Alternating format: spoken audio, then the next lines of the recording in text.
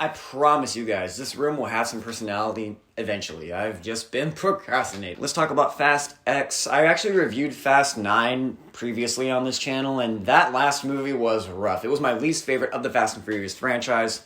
To give you some context, I actually kind of grew up with the Fast and Furious movies. I really fell into them when I was about 12. They were just filled with fun action set pieces. They had charismatic characters, and I just had a lot of fun with this series.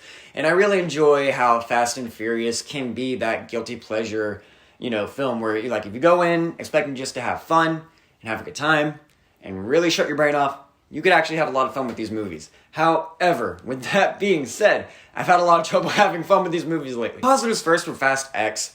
I really like Jason Momoa, and I like all the cast that's here. I think they're all having fun on screen. That's at least nice. And I do enjoy Jason Momoa, and I think he's the best part of this movie. Fast X begins with his character coming in, and he's basically a retcon / story tie-in from Fast 5. That's ironically my favorite Fast and Furious movie, so I got a little bit nostalgic for that. I did enjoy how Jason Momoa played this character. He's very chaotic. He's very much a loose cannon. He's very different from the other villains in this series. A lot of people online are comparing him to the Joker. I can kind of see that. He's he's in that, playing field. Is he just like Joker? Absolutely not. And I think the whole comparison to Heath Ledger is kind of silly. I do think he's in that ballpark. You can tell he's having a blast with this role. I wish I had as much fun with this movie as Jason Momoa had in playing this character, because he is clearly having a blast. One thing I really do enjoy is just his back and forth and his dynamic with Dominic Toretto. Their back and forth is really fun because Jason Momoa is that chaotic, weird, quirky dude, and he's playing against a straight man, Vin Diesel, who's just very much stoic and, family. I just wish these two were in a better movie. Fast X starts off with that, high intensity. It starts off with that pace, and it feels like the Fast and Furious of old. And I was enjoying that. I thought the chemistry was there, that the family was having a good time. It was a barbecue at Dominic Toretto's house. I'm like, okay, cool. We're at least embracing the stuff that made Fast and Furious. That's nice. Charlize Theron's character comes in, and that's when the movie just starts losing my interest. And what's funny about that is that that's the beginning of the movie. I did enjoy the first big set piece of this film. I think it's a nice throwback to Fast 5, but also just getting you, locked into what kind of movie this is going to be and what kind of goofiness you're going to see.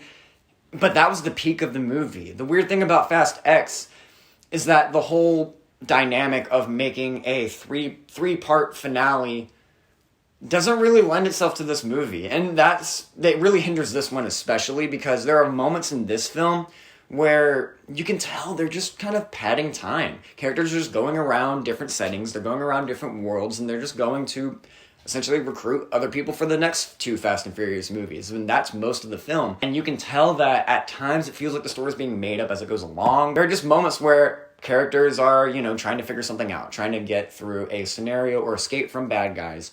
And we'll just stop for 12 to 15 minutes just for this long, elongated joke, like a Pete Davidson cameo or something like that. So I just said that, by the way. Just kind of hanging out and not laughing at jokes that are supposed to be funny. And I'm like, this doesn't feel like Fast and Furious to me. Which is so weird, because when the action does go down, it can be fun in that shut your brain off silly way. However, by the time we get to a lot of those more explosive moments at the end, I'm already tired and burnt out because we spent so much time doing needless stuff before. You don't need Charlize Theron's character in this series anymore. You really don't. She's kind of just here to be random. There are moments where characters are just introduced in this film and nothing's really done with them. And then that's really it.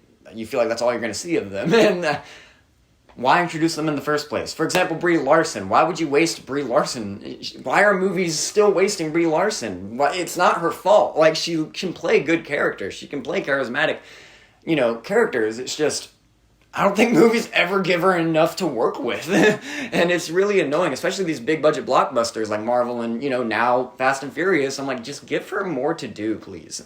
I hope we get more of that in Miss Marvel. We're not talking about a comic book movie. We're talking about the thing closest to a comic book movie, though, and that is Fast and Furious. I really enjoyed that opening set piece with the whole wrecking ball and the bomb going off and that whole thing going through Rome. I thought that was a lot of fun, and that was where this movie was keeping it in the pocket. I was like, okay, I'm having fun.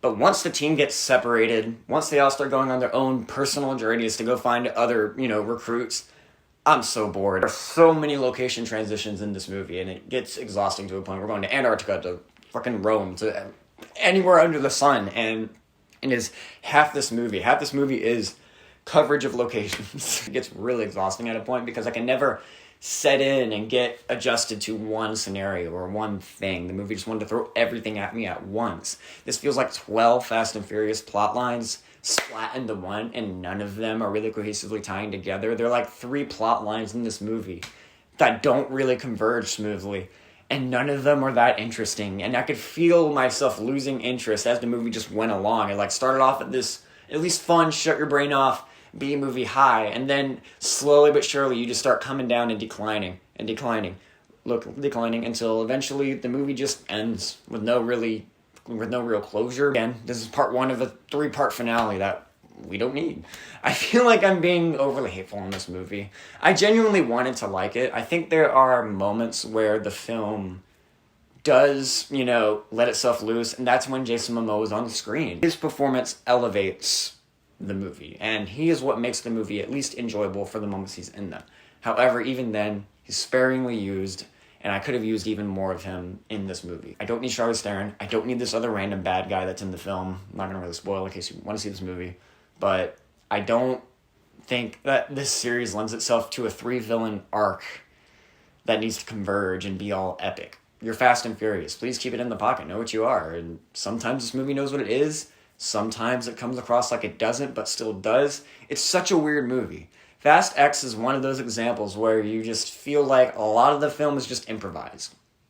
And not in the good way. Fast X, overall, I liked the first 15 minutes, maybe.